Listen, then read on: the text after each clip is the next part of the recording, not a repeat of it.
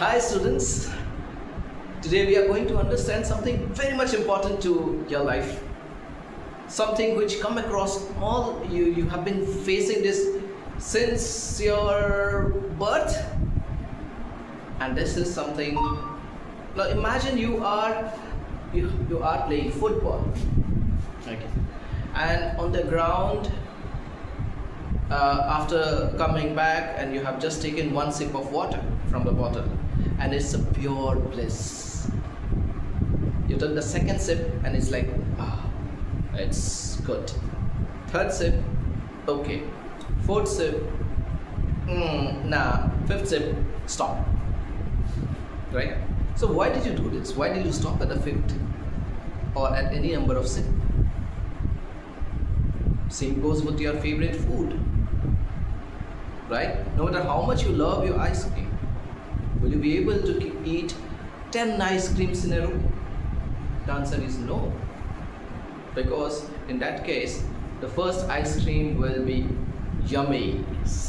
Maybe 4th ice cream is okay, and 10th ice cream will be hospital. Right?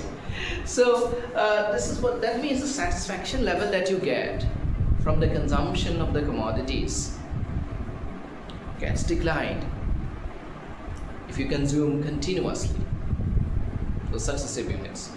This is called a fancy name, the law of diminishing marginal utility.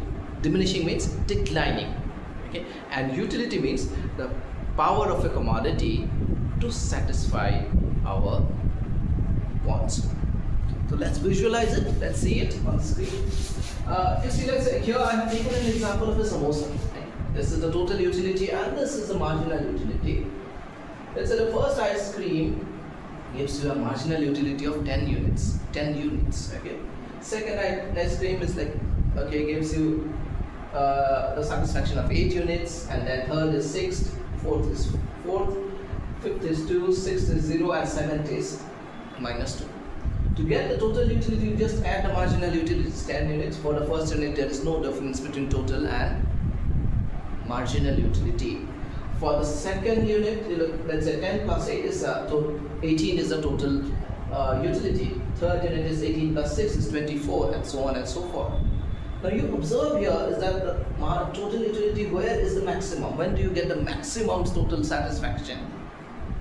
You see, this is somewhere here, right? Or you can say here as well.